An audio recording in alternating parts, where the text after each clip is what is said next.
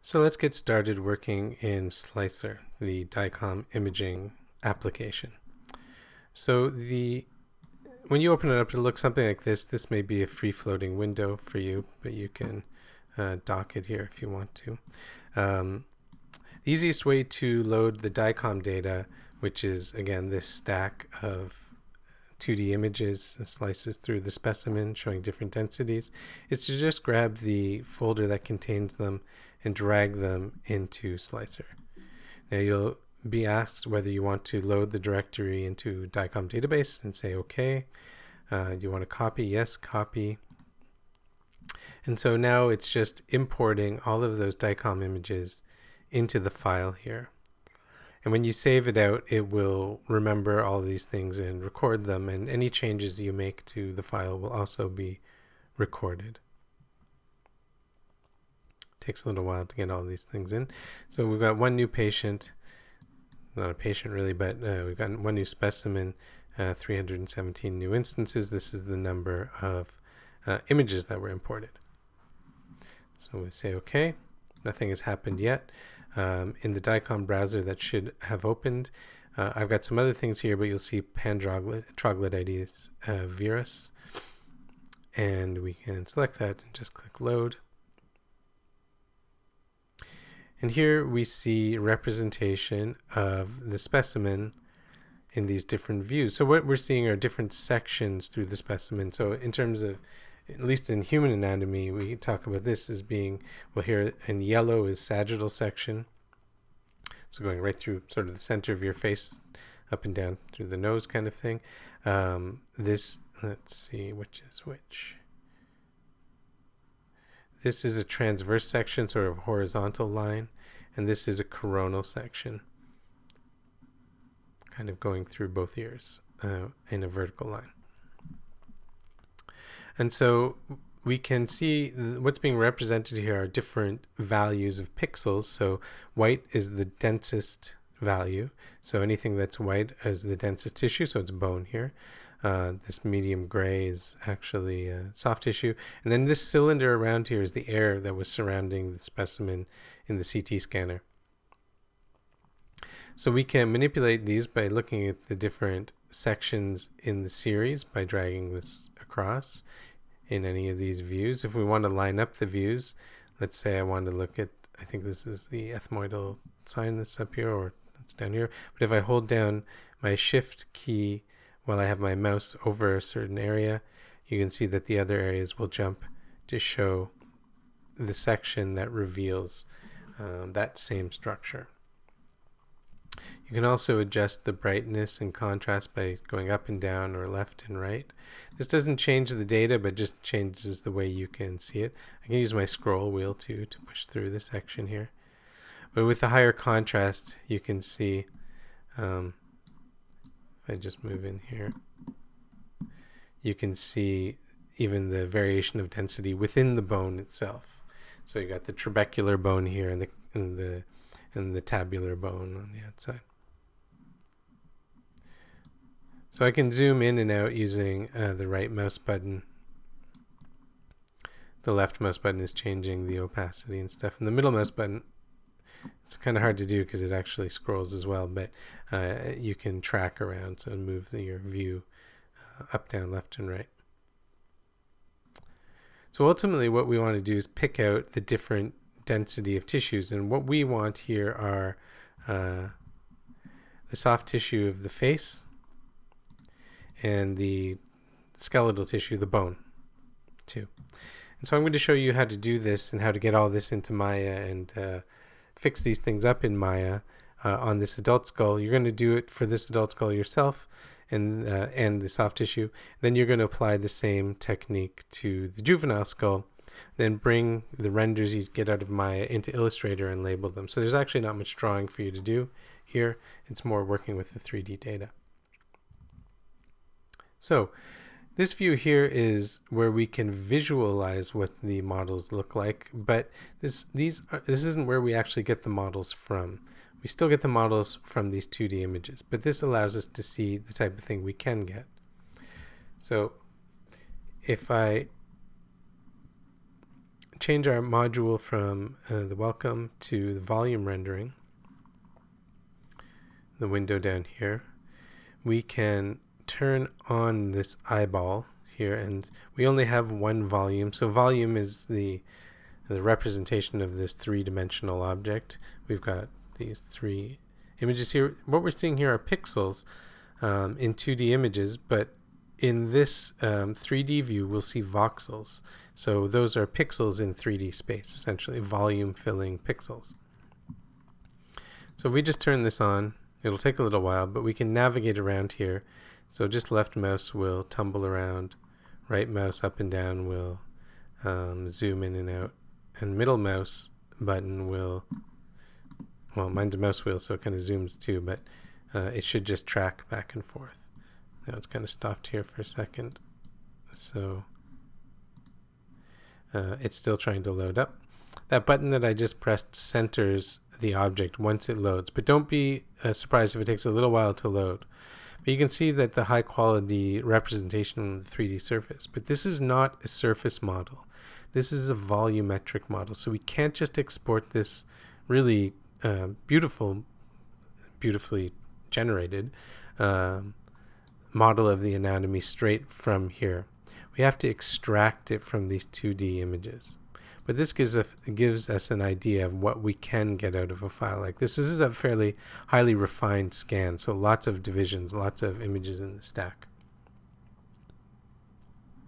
We don't really need to see this too much, but if we want to visualize, let's say, the bone, you can select one of these presets here.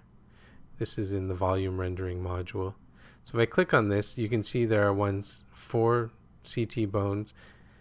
See, when I click on it here, it shows us, actually it shows us pretty well. It kind of gives it this weird shader on it that I'm not crazy about. We can then modify this by adjusting the shift value.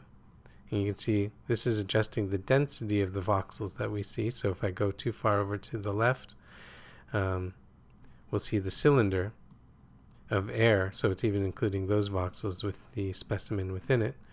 This is what it may come up like for you when you first open it, actually. Maybe a different color. But I can scrub this over until I can just see the bone. There are other presets. I think the one for the coronary arteries, strangely, shows the bone with a nice shader. So I've used that one for these primate bones before. So here you can see the cartilage in the ears that's still kind of floating around. We'll get rid of that stuff in Maya later on. But again, you can see the teeth here being represented slightly differently because the enamel is a different density than the bone. It's denser than the bone. But we have to define these regions in the 2D model. So the next step is to define regions of interest. And our two regions of interest are bone and just the overall soft tissue. And so the first thing we can do is turn off this representation because it actually uses up a lot of computing power and it may slow down your machine. So here in the volume rendering module, I can just turn off the visibility with that little eye. You can turn it on again if you need to see anything, but for now we can just turn it off. And instead we want to go into the editing module. And the core modules here includes the editor, which is the pencil with the little red line. It's going to ask us to create a label map. And so we're going to create labels of different density areas and give them different colors so we can output those different areas as 3D models. So we can just use the generic anatomy colors here. And then here in the module window, we have the the editor module open.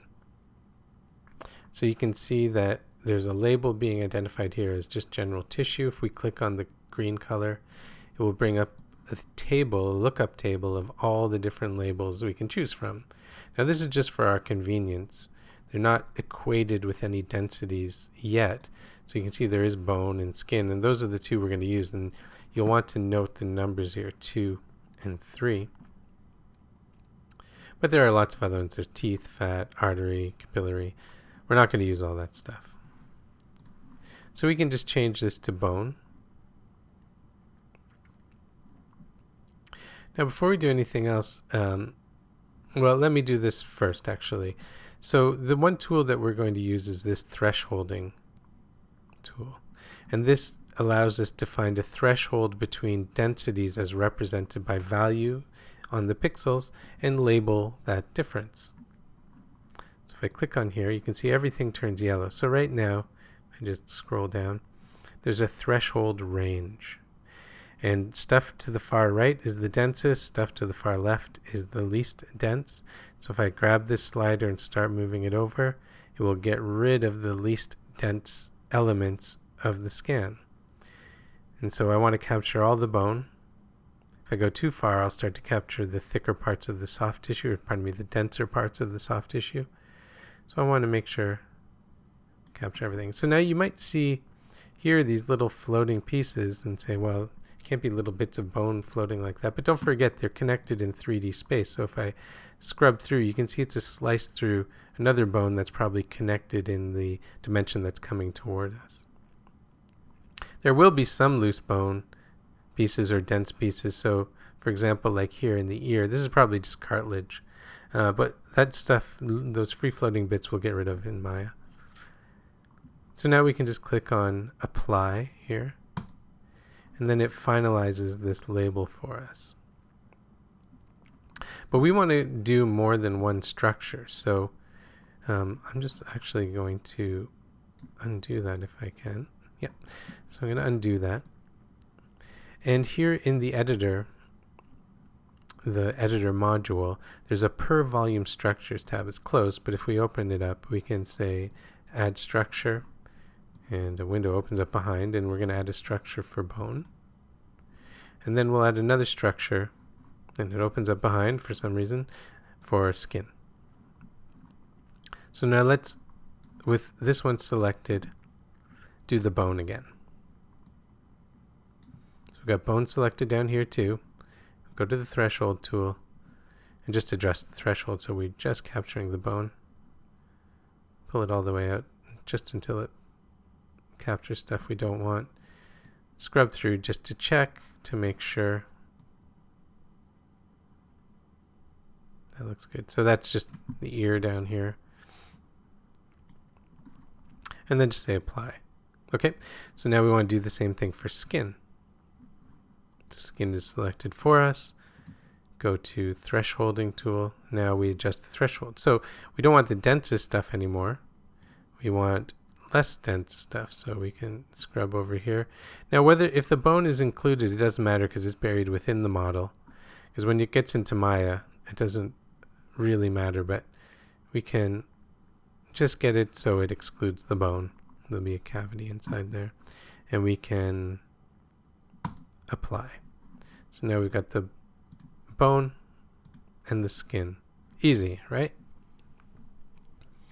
So now let's just save before we go on. So we can click on save up here. Now there are a whole bunch of different things that has to save. We don't have to worry about this stuff too much, but you can see there's a label for the bone and a label for the skin, these NRRD files. There's some other things, the annotation ROI.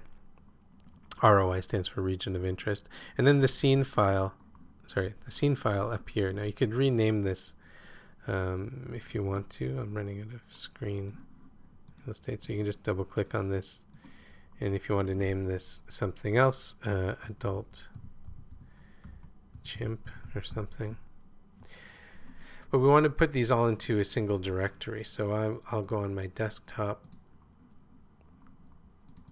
And I've done this a couple times, but I'll create a new folder. And I'll call this add chimp slicer or something, so I know this isn't my Maya scene. So choose that directory. Directory is the same as a folder. And just click save. Now I'm just going to make sure all these things are checked off. They are on the far left. And click save. Now this will take a little bit of time because it's got a lot of different files to save for the first time.